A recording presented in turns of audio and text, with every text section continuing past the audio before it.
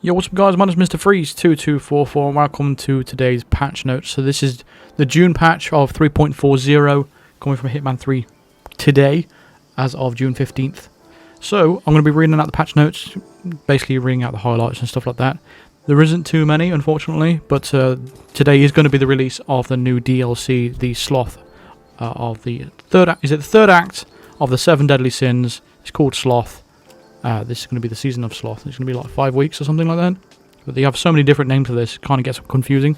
But I'm going to go through it step by step. And I'm going to show you, first of all, I'm going to show you the trailer of the new DLC. And then we'll go from there and dive into the patch notes. I don't currently have all the details of the roadmap yet. That will be a separate video, probably tomorrow when they release it all out. Later on today, I'll probably have the DLC walkthrough out for it as well, so you can look forward to that. So make sure you are subscribed for all that sort of stuff. But for now, I will show you the trailer for the 7 Deadly Sins Act 3 Season of Sloth DLC trailer. There's so many different words for it. I'm just going to play the trailer.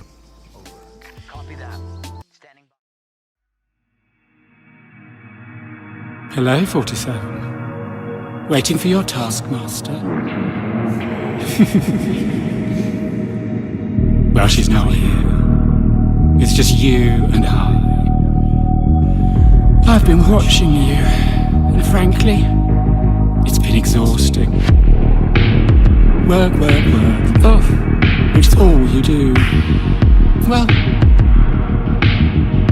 you're in my hands now. And I'm going to show you the joy of taking it easy for once. By making it hurt when you don't. Your energy is finite, 47. So spend it wisely.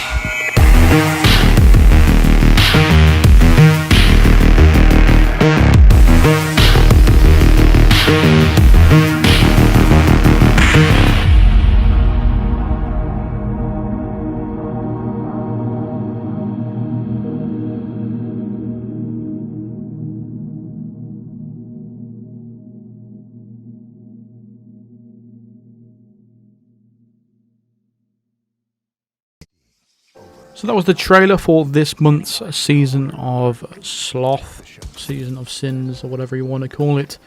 And yeah, this one does have an interesting aspect to it. And basically what's going to entail is, in that particular escalation, because it is an escalation unfortunately, but in that specific escalation there's going to be a fidelity meter, or is it vitality meter? Yeah, vitality meter, my bad. And what that means is basically the more you move, the more this vitality meter goes down. So it's like an energy meter basically. So the less movement you make, the more energy you're going to have. And you know, basically you want to cut down as least amount of movement as possible. So it's kind of going to be an interesting aspect of this escalation. They've never done this before. So it's interesting to see where it's going to, how hard or how easy it's going to be. But so we'll see when we get to that, when it comes to do the walkthrough a little bit later on today in a separate video. As for the patch notes, let's get into it. Hitman 3's June patch is available Tuesday, June 15th, 2021, starts the season of Sloth. This 5-week celebration of conserving energy brings new premium content with Act 3 of the 7 Deadly Sins, new unlockable items for completing featured contracts, and new and returning elusive targets. The June patch gets the game ready for new content with fixes, improvements and tweaks. All the details are below. So first set is the patch details.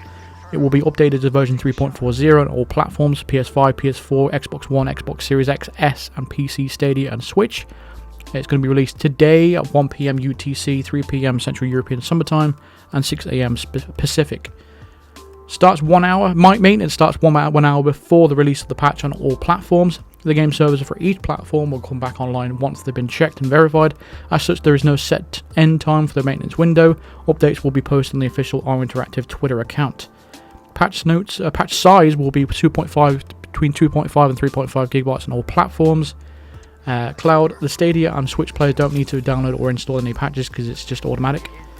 As for the new content, first of all, the 7 Deadly Sins Act 3 Sloth. Chill out, take it easy. The 7 Deadly Sins continues with Act 3 Sloth. Save all your energy for the Sloth depletion escalation and go deep into the mind of Agent 47. Experience a new take on the Dartmoor location, plus unlock new sin-themed items and suit to show off your inner sloth. Each act of the 7 deadly sins will be purchased individually, can be purchased individually or together at a reduced price as part of the 7 deadly sins collection. So the 3 individual items you have for the unlocks is going to be that suit with the drips all over it. You're going to have an SMG that's all rusty and all that kind of stuff. And you're going to have like a snail, it's like a proximity mine, it says.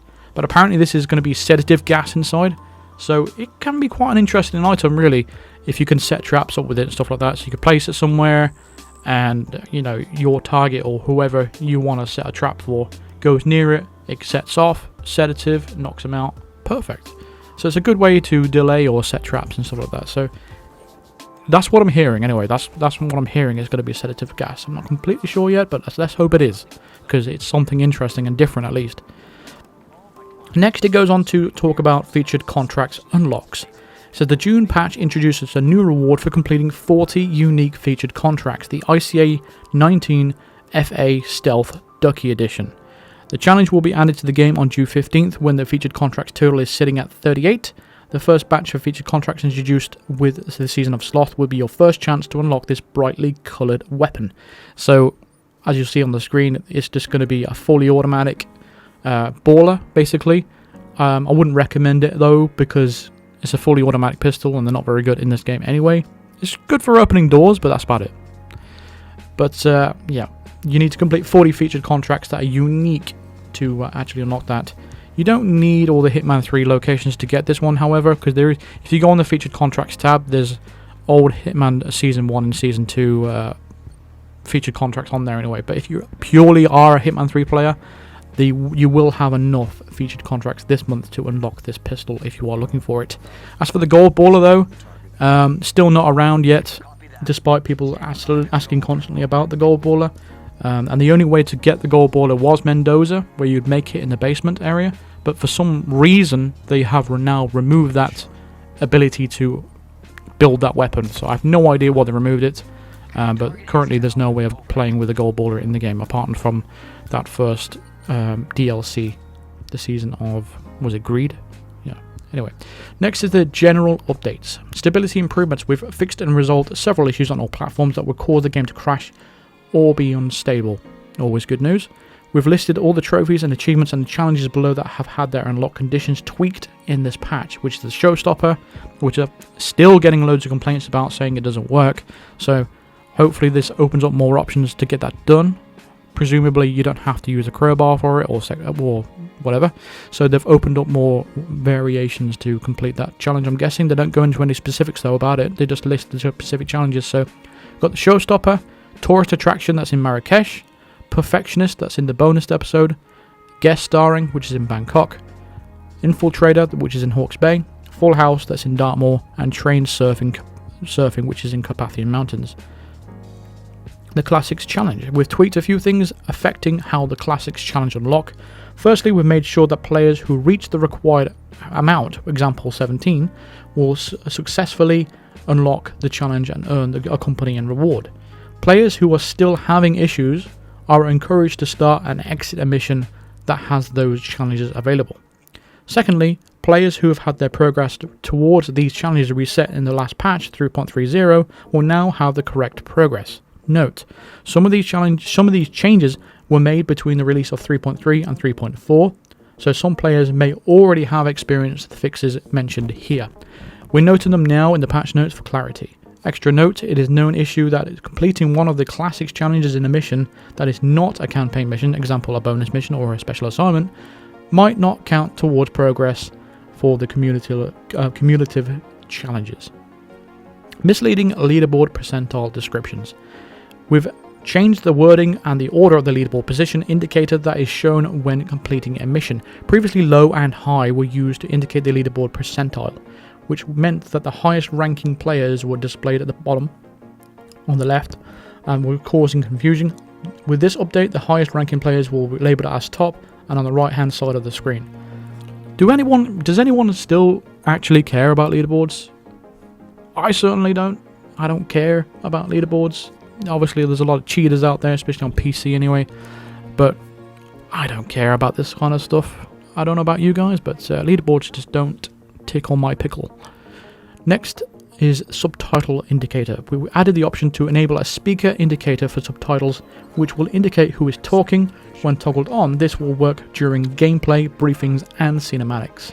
During cinematics and briefings, the speaker's name will be displayed in the subtitles. During gameplay, an icon will indicate where the subtitle speech is coming from. That is a good change. I agree with that one. So, for example, if Novikov is talking in Paris, it will say Novikov, and that will show you a colon, and then it will show you the rest of the speech, I'm guessing. Next is a free starter pack. We've made a handful of changes to improve the experience of playing the free starter pack. These include adding a tile to encourage new players to play the Sebastian Principal Escalation Contract in Dubai. And we've fixed an issue where free starter pack players could be unable to proceed after linking their account. This should prevent the already registered issue from occurring. We've made other minor tweaks too. I really wish they'd just overhaul the whole transfer progress thing. But I'm assuming the reason why it's so complicated is because they don't want to make Hitman 1 and 2 completely free. I'm guessing in the future they will make the case. They will make Hitman 1 and 2 free, because at the moment it's obsolete. If you've got Hitman 3, what's the point of getting Hitman 1 and 2? Unless you get because you get in the access pack. I don't know. Anyway, moving on. Maintenance messaging. We've updated the in-game message / pop-up that displays during server maintenance to make it clear that the server maintenance is ongoing. This applies for all platforms. This was a good change, because whenever the servers went down and the people that don't follow them on Twitter or even have Twitter, because a lot of people don't use that platform or just don't follow that kind of stuff that well, they're unaware that maintenance is going on. A lot of people are unaware this update is even happening. So that's just the way it is, because a lot of the casual players just don't keep up with this stuff. That's why I'm here, to keep you all updated. But instead of the server just being down and people reporting that it's being down, you'll now have a little pop-up telling you that there is maintenance going on, and that's the reason why it's down. So that's a good change. Seasonal bonus. We've fixed an issue where Hitman 1 bonus missions, the icon, landslide, and housebound on sand, were incorrectly labelled as seasonal content in the menus. The next one, I don't know why they bother adding to the patch notes. There's a lot of stuff in the patch notes where they really don't need to be added into there, because a lot of people just, what's the point of putting that? It's just a waste of life typing that out. Because the next one is from A to X to E. We've tweaked an issue where the ICA Combat Axe was missing capital letters in its description. Who gives a smeg about that? Who cares? Who even uses the axe anyway? It just feels like, what's the point of adding that into the patch notes? Just completely unnecessary information. Like, who cares? Explosive devices differentiation. My bad. I can't talk today. So we've updated the inventory images for the ICA explosive devices to better represent how they look in game. Again, that's just something that isn't really necessary to put in the patch notes, in my opinion. Wet Guru. We've changed the properties of the Guru suits unlocked via the Gauchito Antiquity Deluxe Escalation to look wet when 47 is in the rain. So if you're going to Chongqing and you wear that suit, you will now look wet when he is actually indeed wet. Awesome. PS5 heads-up display. We've tweaked various elements of the heads-up display to make them more visible in all areas of the game on a PS5, including the weapon HUD and the text elements of the UI. We've adjusted a few things on the back end to ensure the PS5 players that load a particular location from an activity when the game is closed will be taken directly to the intended location. Credit where it's due 3.4. We've updated the credits to reflect work done since the last update. Again, not necessary information. Sound, audio properties, main menu music. We've made a subtle change to the menu navigation sounds so that they're lighter and more subtle. Again, it's just a really unnecessary change to me. I think a lot of these resources that are put into things like this is just completely necessary when it could be put into something better, like putting the gold baller in the game. Next, objective sounds updated. We've added new sound effects for the mission objectives, i.e. eliminate Viktor Novikov, updates to be better fit the overall style of Hitman 3. Again, it goes back to what I said earlier. We've added Foley sounds to briefcases and related actions. Previously, unpacking items from suitcases would be silent. Okay, but what is a Foley sound? I've never heard that phrase before. Instinct mix. We've tweaked the audio mix for Instinct to give an improved, more focused sound. This includes adjusted levels for Foley, SFX and UI. So they've made an overhaul of that. Well, not an overhaul, but they've made changes to the Instinct sound and the look of it, I guess. Musical overlap. We've resolved an issue that could cause the mission success music to overlap with the location's ambient music and not trigger when you actually leave a mission. I'm more concerned about when you go from one area to another and the music just cuts off. And as far as I know, they still haven't fixed that yet, because I experienced that last week, and it was in Mendoza. I experienced it in Paris as well. So to my knowledge, they still haven't fixed that issue yet, and I really wish they would, because it really ruins the immersion for me. Loadout tracks. We've made a change that will ensure the loadout music track will now trigger properly. Sneaker footsteps. We've replaced the footstep sound for when Agent 47 or NPCs are wearing sneakers/trainers to bring their quality in line with other sound effects that were updated with Hitman 3's launch. So a lot of sound changes coming on with this update. Next is location changes, which is specific to each location. So for Dubai, we've got the grid walls. We've resolved an issue where a security camera grid could be seen through a wall. This happens not just in Dubai, though. It happens in several locations, all across all the maps, pretty much. Next is Dartmoor. It says a full house. We've tweaked some parameters to make the full house trophy unlock more consistently. 7 Deadly Sins. We've been spending a lot of time in Dartmoor to prepare it for the release of the Sloth depletion escalation, including a new time of day change, lighting, environmental art, and propping changes, amongst other tweaks. Now, they are basically changing the entire map of Dartmoor for this one escalation. Why can't we have a bonus mission within Dartmoor using these environmental changes? Because on the recent live stream back in, was it May, they said it takes a lot of work and a lot of time to do this stuff, but I would see a lot more value in a bonus mission to an escalation I'm probably never going to play again. It just seems like a waste of time of doing this just for an escalation people are only pretty much going to play once. Especially when you can't just go, for example, want to replay level 2, run an escalation. You can't do that. You got to start all over again. People don't care or want to do that, so there's no point. So again, it just ruins the resources. You've spent time and effort into changing Dartmoor, which I appreciate. You changed the lighting and everything like that, which is great. But why can't you just do that for a bonus mission instead? Why do we have to keep putting up with these escalations, is what I'm saying. I mean, they did all these changes for the Satu Mare Delirium as well, which is a deluxe escalation. They made a load of changes to Berlin. Really cool. Why couldn't that be a bonus mission? Why did it have to be an escalation? Again, it just boggles my mind. Next location changes in Berlin, Germany. It says Satu Nightmare. We've tweaked an objective on the second stage of the Satu Mare Delirium escalation to clarify the kill method for one of the targets rather than axe. The objective will now state the fire axe, which was previously only mentioned in the notebook. Yeah, this caught a lot of people out, and there was a lot of complaints about that. Curtain call. We've resolved an issue where some characters could see through certain curtains in Berlin. Cool change. No more wall hacks there. Location changes Chongqing in China. Controller issues. We've resolved an issue where the behavior of one of the targets could make it impossible to complete the certainty principle mission story. Fuse box fix-up. We've changed the properties of a particular fuse box in Chongqing to prevent 47 from being able to walk through it. Missing tool. We've updated a prompt inside this facility that would show that 47 could loosen mounting, but didn't indicate what item was required to perform the action. Again, it's just little minor things that people really aren't gonna really care about too much, I don't think. Shortcut mix-up. We've made another change to how some shortcut challenges are unlocked in Chongqing. From now on, the facility, elevator shaft, and inner courtyard shortcuts will be unlocked properly with the correct name, description, and image in the challenge pop-up, because for some reason, they got mixed up. Like, when you will unlock the facility elevator shaft, it will actually unlock the inner courtyard challenge, which is weird. Impulse resist. We've tweaked an issue where 47 gets stuck in a chair during the impulse control mission story. Determined drone. We've resolved an issue where a drone's detection light could still search for and detect 47 after the drone had been destroyed with an explosive.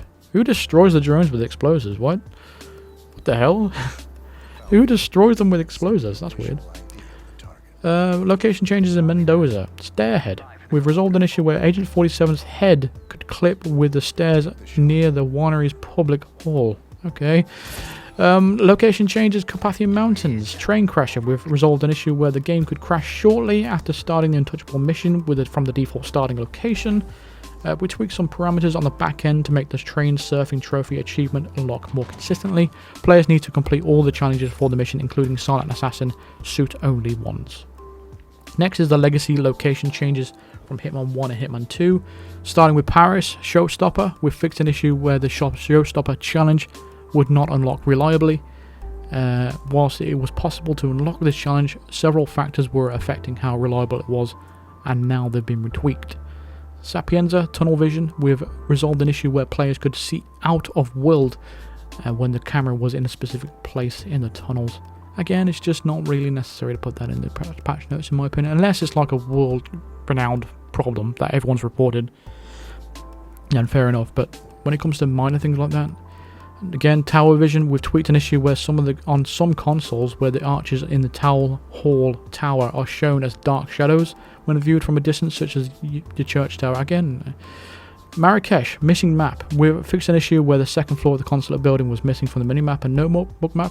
I'm pretty sure that was fixed in the last patch, because I played Marrakesh recently and I'm pretty sure that was fixed in the last patch. So I'm glad that's fixed anyway. Bonus episode, we've fixed some parameters to make the Perfectionist Trophy achievement unlock more consistently. Mumbai Train Stopper, we've resolved an issue where 47 could fall down from wooden planks near the train yard. We've updated the target image of Lucky Parminder in the Divine Descendants escalation. As a follow-up to the legacy lighting fixes that we've implemented last month, we've tweaked an excessively bright light in an attic in the Whittleton Creek. That's very specific. Like, there's a lot of specific cases where this ultra bright light is happening. For example, in the Icon, for example, the bonus mission in the Icon in Sapienza. If you go up to the top floor where the security camera is and stuff like that, the evidence box, the monitor there is like a blinding light. So there's a lot of specific locations that have this sort of lighting issue, but you know, you'll be there forever trying to fix all these minor little problems. It's not a real big deal anyway. Woodson Creek, Quiet Suffocation. We've fixed an issue that could prevent some sound effects from playing during the animation to suffocate Janus. We've updated the target image of Ida Pagel in contracts mode. Okay, again, that's not really important. Virtual reality in PSVR. So these are VR updates. This is the last bit of the update in the patch notes. Super DJ, we've made changes to the DJ console in Berlin where the prompts shown might not react properly when pressing the relevant buttons. And Sneaky Blinders, we've resolved an issue where the VR blinders would remain enabled when playing non-VR version of the game. I'm curious to know how many people actually play VR on Hitman. It seemed like an interesting concept that people would be interested in. However, the downside was it was a PlayStation exclusive, which is downside 1. Downside 2, the PlayStation VR headset is awful. Downside 3, you can't even use the PlayStation Move controllers with Hitman VR. So, yeah. I really hope this comes to PC one day. I really do. I hope it comes to PC next year, so everyone on PC can enjoy Hitman in VR on a proper VR headset. But that is it for the patch notes. This says known issues and bug reports. We're always listening to feedback and tracking the issues that get reported.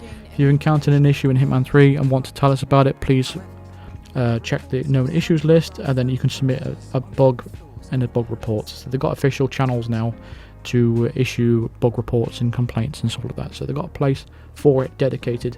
It's all there on the link. I'll leave the link to this particular patch note in the description. It'll all be there.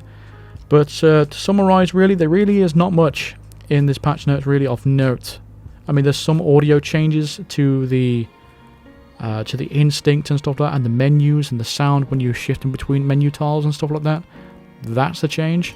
The subtitles that made a change where you can actually see which character's talking at that point in time on subtitles. Apart from that, there really isn't anything else of note in these patch notes, unfortunately. Hoping there's going to be something better in the next patch notes, something cool they're going to add to updates. Maybe the shoulder swap they'll actually put back in the game that everyone's been complaining about for like 6 months now. Put it back in the game. Why did they take it out in the first place? It makes no sense. Put the gold baller back in the game as well. Why did you take it out? Why did you remove it from Mendoza? Why did you stop the player from building the gold baller in Mendoza? What's the point of that? What was the point? Made no sense. Just anyway, this has been the patch notes.